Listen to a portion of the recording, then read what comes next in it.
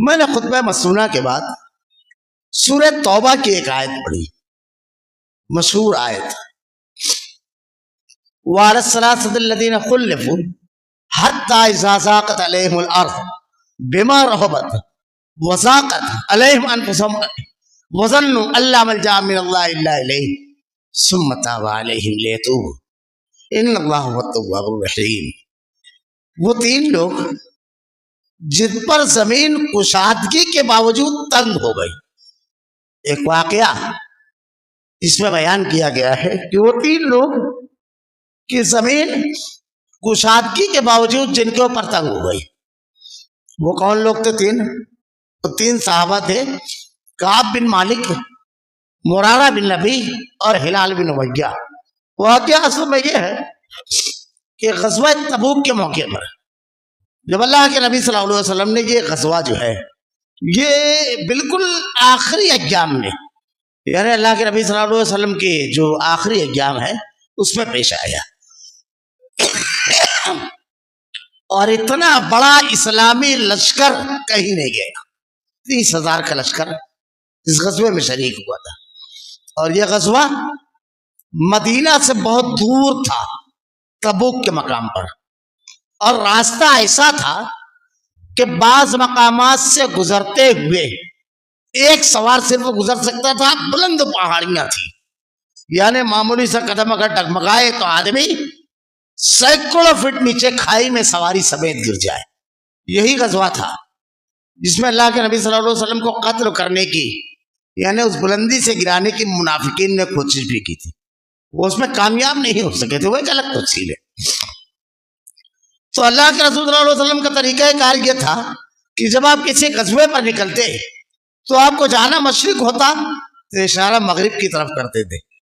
یہ سیرت ہے، یہ دین ہے ہمارا۔ جب مقابل ہو کوئی اور کسی سے مقابلہ ہو تو ساری چالیں کھولی نہیں جاتی ہے، ساری حکمتیں اس کے سامنے نہیں آنا چاہیے، اس کو انجانے میں دھر لینا چاہیے۔ اگر وہ باطل ہے، غلط ہے، تو اس کو مقابلے کے لائق ہی نہیں رہنے دینا چاہیے۔ حکمت یہ تو مقابلے کی پہلی حکمت یہ کہ اس کو لگے ہی نہیں کہ ہماری طرف کوئی آ رہا ہے، جب لگے تو اس کے پاس دفاع کا موقع نہیں رہنا چاہیے، سیرت ہے۔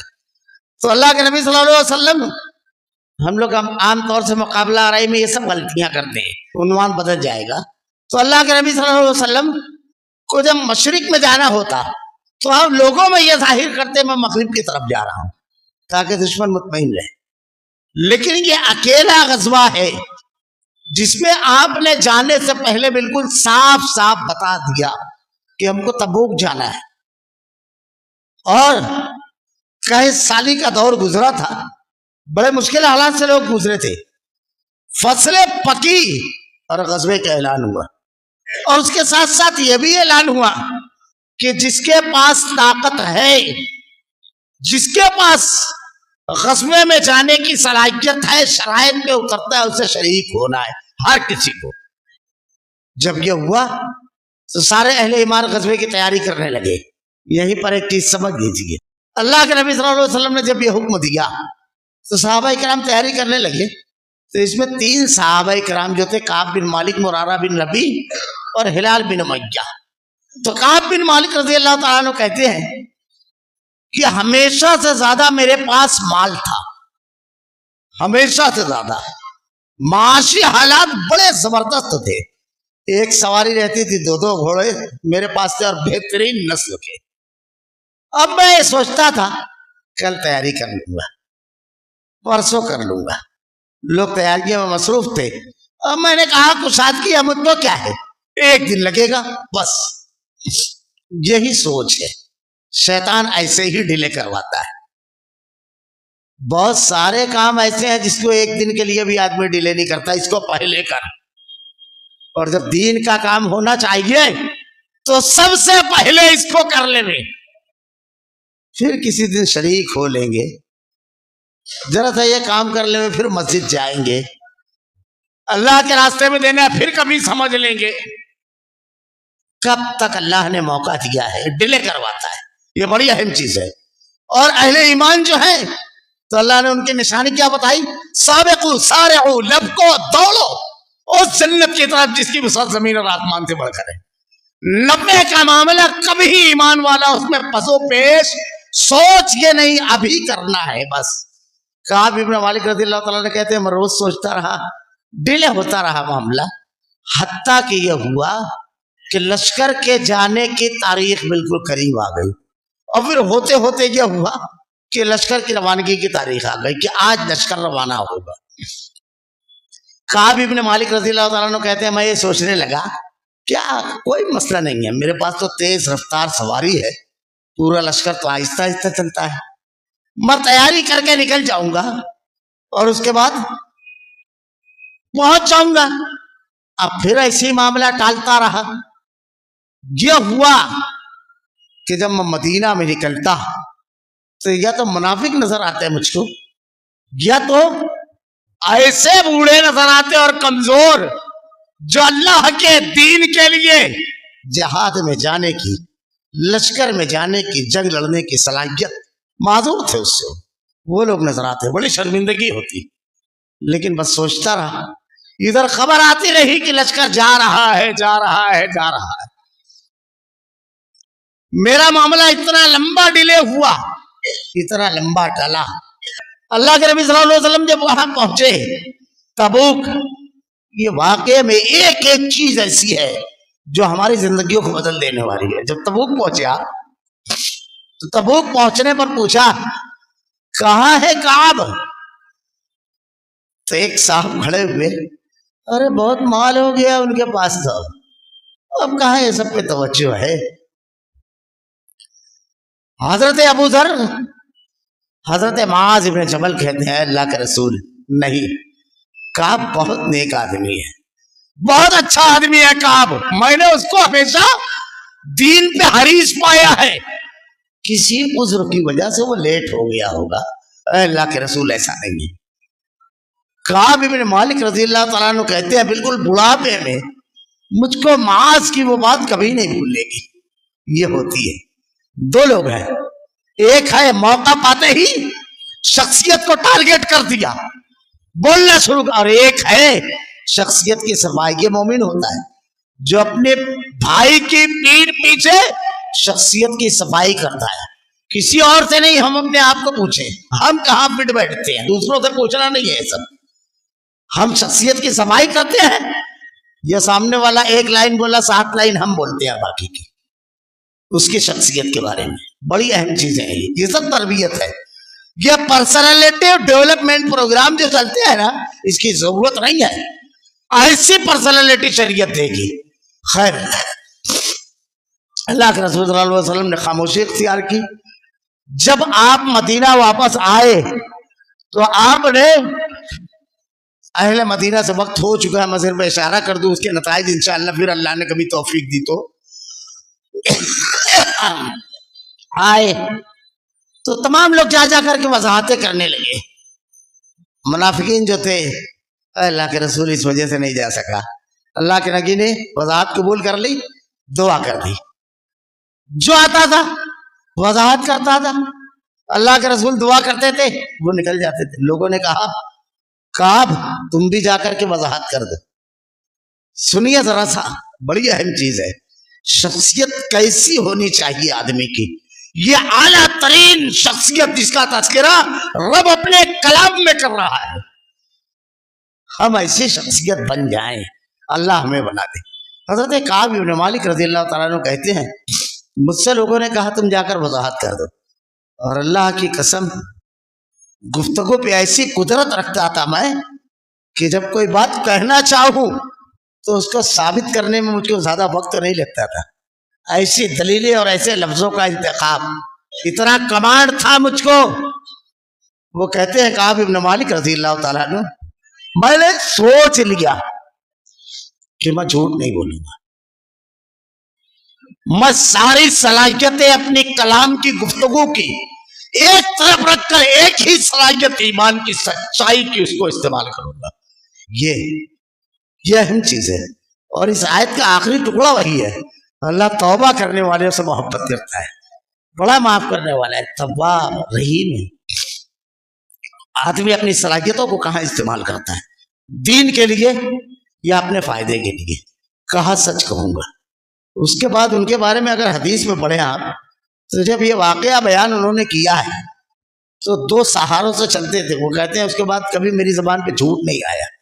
जाकर सच्चाई से कहा कि अल्लाह के नबी, कोई उज़्र नहीं है मेरे पास, सिर्फ तसाहुली और गफलत की वजह से मैं इसमें शरीक नहीं हो सका। सब कुछ था मेरे पास है अल्लाह के रसूल, बस तसाहुली और गफलत थी जो मुझको नहीं आ रही थी।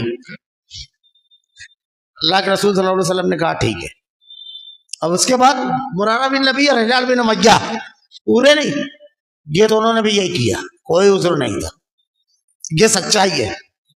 अल्लाह के नबी ने कहा ठीक है, तुम लोगों का समाजी बाइकाट किया जाता है समाजी। अब तुमसे कोई बातचीत नहीं करेगा, कोई सलाम कलाम नहीं, कोई गुफ्तगू नहीं, कोई लेन देन नहीं।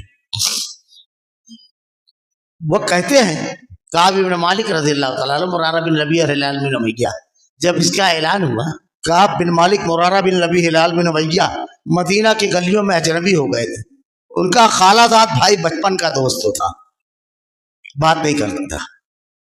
वो कहते हैं मैं मस्जिद में जाता, सलाम करता, अल्लाह के नबी जवाब देते, मैं चेहरा देखता लेकिन आप चेहरा दूसरी तरफ रखते थे। मैं नमाज पढ़ता तो मेरी तरफ देखते थे, मैं कनखियों से देखता। एक दिन मैं दीवार फांद के गया मेरे खालाजाद भाई के साथ पास, कहा क्या मैं मोमिन नहीं हूं, क्या मैं अल्लाह पर ईमान नहीं रखता, क्या मैं रसूल को नहीं मानता, क्या चीज मेरे अकीदे और दीन में कम है।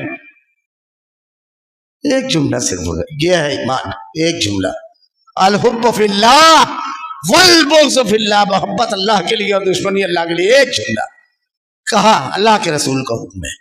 सारी तकरीर नहीं समझती हम, सारे रिश्ते नाते, तेरा अकीदा, तेरा ईमान, ये अल्लाह के नबी का हुक्म है, खत्म बात। खामोश आ गया। 40 दिन बाद हुक्म हुआ, अपनी बीवियों को भी अलग कर दो। 40 दिन बाद, जरा तसव्वुर कीजिए वो कैसा माशरा था, वो कैसे लोग थे। 40 दिन बाद आकर के पूछा क्या तलाक दे दे? कहा नहीं, सिर्फ अलग कर दो बस। अभी इस दौरान एक बादशाह था गस्सान का, जबला इब्नुल अहम, उसने एक लेटर लिखा आपको, अरे आप इतने बड़े आदमी, आपको आपके साहिब ने बिल्कुल अजनबी कर दिया अपने लोगों में, हमारी पार्टी में आओ हमारे यहाँ, बड़ा होता दूंगा मैं। मोमिन अकीदे की सौदागरी कभी नहीं करता, उसूलों की सौदागरी कभी नहीं करता। इधर से निकला उधर, उधर से ना, ये नहीं होता है उसका मामला। क्या हुआ, हमारे यहाँ तो शख्सियत को देख करके दीन को भी अलग रख देते हैं लोग, माफ कीजिएगा।